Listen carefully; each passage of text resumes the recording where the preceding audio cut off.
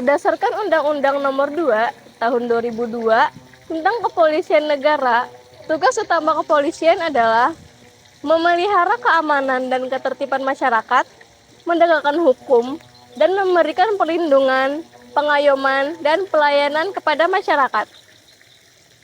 Untuk menjalankan tiga tugas utama dan sejumlah tugas lainnya, wewenang kepolisian antara lain menerima laporan dan atau pengaduan, mencari barang bukti. Akan tetapi, seperti yang kita ketahui bersama belakangan ini, ada kasus yang mengembarkan Indonesia tentang pembunuhan yang dilakukan oleh Ferdy Sambo.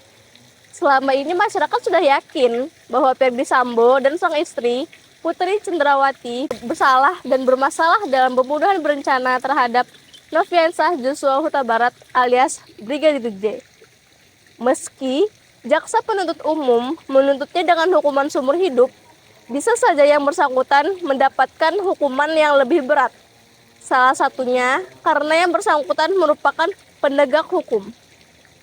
Jika mempertimbangkan asas keadilan dari perspektif korban dan posisi terdakwa selaku menjabat penegak hukum yang memberikan kewenangan untuk menjaga dan melindungi serta mengawasi proses penegakan hukum oleh aparat kepolisian, hukuman lebih berat seperti vonis mati bisa setimpal. Lalu, jika yang menegakkan hukum malah melakukan pembunuhan, oknum yang lain melakukan korupsi, dan mempersulit masyarakat untuk melakukan pengaduan atau pelaporan, bagaimana masyarakat bisa merasakan pengayoman dan perlindungan yang harusnya sebagai tugas polisi kita tercinta. Indonesia memiliki sejarah panjang kasus-kasus hukum yang menarik perhatian publik. Beberapa kasus terkenal yang melibatkan jaksa antara lain yang pertama pada kasus korupsi. Banyak kasus korupsi besar di Indonesia melibatkan jaksa, baik sebagai pelaku maupun sebagai pihak yang terlibat dalam proses hukum.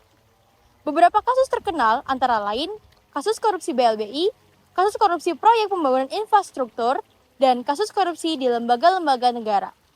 Yang kedua, ada kasus pelanggaran HAM.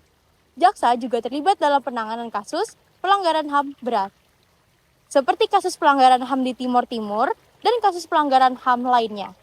Dan yang terakhir, kasus tindak pidana umum. Selain kasus korupsi dan pelanggaran HAM, jaksa juga menangani berbagai kasus tindak pidana umum lainnya, seperti kasus pembunuhan, pencurian, dan penipuan. Salah satu contoh kasus yang dilakukan jaksa di Indonesia, kasus Urip Trigunawan dalam suap BLBI. Urip Trigunawan adalah jaksa yang bertugas dalam penyelidikan kasus bantuan likuiditas Bank Indonesia, BLBI, salah satu kasus korupsi terbesar di Indonesia. Urip terbukti menerima suap sebesar 660.000 US dollar dari pengusaha Syamsul Nursalim, salah satu tersangka dalam kasus BLBI. Suap ini diberikan agar Urip menghentikan penyelidikan terhadap Syamsul. Urip ditangkap oleh Komisi Pemberantasan Korupsi dan divonis 20 tahun penjara. Meskipun awalnya ia menolak tuduhan, bukti yang kuat membuatnya dinyatakan bersalah. Pelajaran dari sini, Urip sebagai seorang jaksa yang bertugas menegakkan hukum dalam kasus besar, justru terlibat dalam korupsi. Namun, sistem hukum tetap berfungsi dengan baik dalam menangani pelanggaran yang dilakukan olehnya. Penanganan kasus-kasus ini menegaskan bahwa integritas dalam hukum harus tetap dijaga, dan tidak ada seorang pun termasuk penegak hukum yang berada di atas hukum. Apa itu advokat, serta penjelasan hak dan kewajibannya? Advokat adalah orang yang berprofesi memberikan jasa hukum di dalam maupun di luar pengadilan. Advokat juga dikenal sebagai pengacara. Advokat memiliki beberapa tugas dan wewenang diantaranya memberikan konsultasi hukum, mengajukan gugatan, menjadi perwakilan klien di pengadilan, membela tersangka atau terdakwa yang terkena kasus pidana atau perdata, memberikan penyuluhan terkait hukum pada publik. Berdasarkan UU Advokat, seorang advokat memiliki hak dan kewajiban sebagai berikut. Bebas mengeluarkan pendapat atau pernyataan dalam membela perkara dengan berpegang pada kode etik profesi dan peraturan perundang-undangan, bebas dalam menjalankan tugas profesinya untuk membela perkara yang menjadi tanggung jawabnya dengan tetap berpegang pada kode etik, profesi dan peraturan perundang-undangan. Advokat tidak dapat dituntut baik secara perdata maupun pidana dalam menjalankan profesinya dengan itikat baik untuk membela klien dalam sidang pengadilan. Contoh kasus yang pernah terjadi pada advokat yaitu Hotman Paris. Dewan Kehormatan Pusat Peradi memberikan sanksi pemberhentian sementara selama 3 bulan pada Hotman Paris. Karena melanggar kode etik advokat, sanksi ini diberikan karena Hotman Paris tidak menghormati ketentuan kode etik dan mengulangi pelanggaran kode etik setelah mendapat peringatan keras. Contoh yang ketiga, hakim. Pada ketentuan pasal 24 ayat 1 Undang-Undang Dasar 1945, kekuasaan kehakiman dilaksanakan oleh sebuah Mahkamah Agung dan badan peradilan yang di bawahnya dalam lingkungan peradilan umum, lingkungan peradilan agama, lingkungan peradilan militer, lingkungan peradilan tata usaha negara, dan sebuah konstitusi Mahkamah Agung. Mahkamah Agung berwenang mengadili pada tingkat kasasi, menguji peraturan perundang-undangan di bawah undang-undang terhadap undang-undang, dan mempunyai wewenang lainnya yang diberikan oleh undang-undang. Hakim yang dikenal sebagai pemberi keadilan bagi masyarakat malah melakukan korupsi.